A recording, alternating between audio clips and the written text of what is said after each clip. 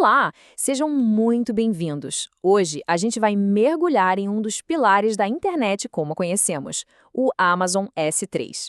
Para quem já se perguntou onde é que todos os dados da web realmente ficam guardados, essa análise vai iluminar exatamente essa questão.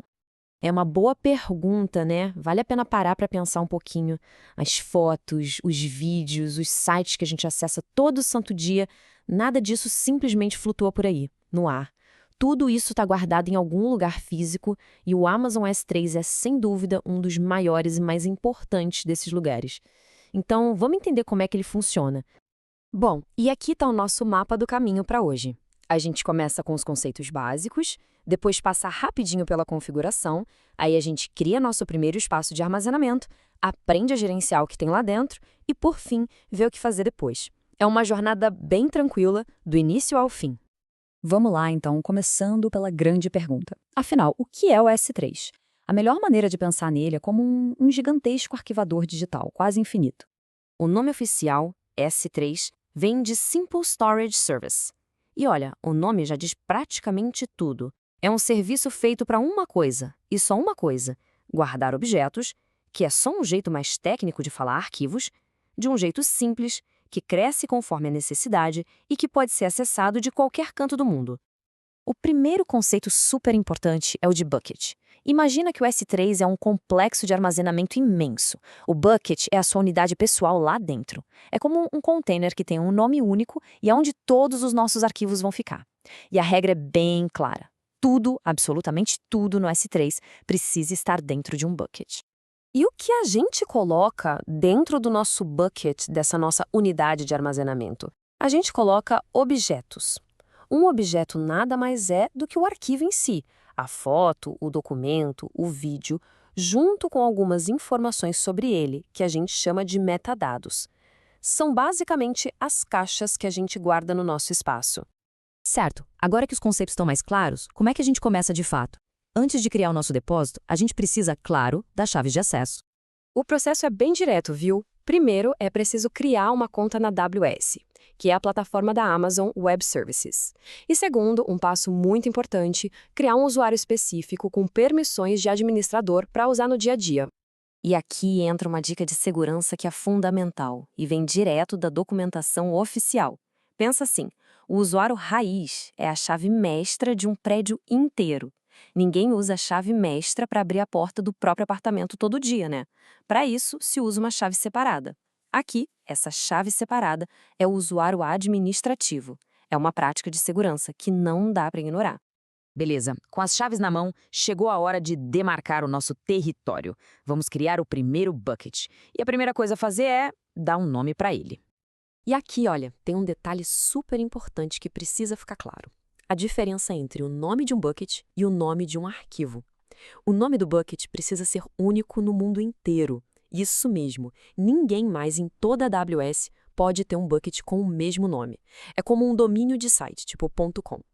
Já o nome do arquivo, do objeto, só precisa ser único dentro daquele bucket específico, bem mais flexível, como os arquivos numa pasta do computador.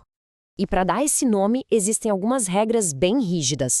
Além de ser globalmente único, ele tem que ter um tamanho específico, só pode usar certos caracteres e, o mais importante de tudo, depois de criado, o nome e a região onde o bucket fica não podem mais ser alterados. É uma decisão para sempre. Por isso, tem que escolher com calma. Ok, bucket criado. Agora vamos para a parte divertida, a parte prática, como gerenciar os arquivos, os objetos que a gente coloca lá dentro. Basicamente, é o ciclo de vida completo de um arquivo na nuvem. Na prática, o que a gente pode fazer se resume a 4 ações bem simples. Dá para colocar coisas lá, tirar coisas de lá, organizar o que está lá dentro e, claro, jogar fora o que não serve mais.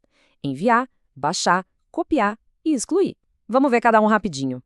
O primeiro passo, claro, é enviar. É tão simples quanto parece. É só pegar qualquer arquivo do computador, um texto, uma foto, o que for, e fazer o upload dele para o nosso bucket lá no S3. Uma vez que o arquivo está lá em cima, ele está seguro e super acessível. A qualquer hora, de qualquer lugar do mundo com internet, é possível entrar no bucket e baixar aquele objeto de volta para uma máquina local. E o jeito de organizar as coisas é bem inteligente. Tecnicamente, o S3 não tem um sistema de pastas como a gente conhece, mas ele permite simular isso de um jeito muito fácil. Se um objeto é copiado com um nome tipo fotos/férias.jpg, o S3 cria a aparência de uma pasta chamada Fotos. É uma forma bem simples e poderosa de manter tudo arrumadinho. Bom, a gente cobriu o ciclo de vida todo de um objeto. Agora, vamos para a parte final. Como encerrar tudo e, mais importante, por que tudo isso que a gente viu realmente importa? A AWS funciona no modelo de pague pelo que usar. Isso quer dizer que, enquanto os dados estiverem lá guardados, existe um custo.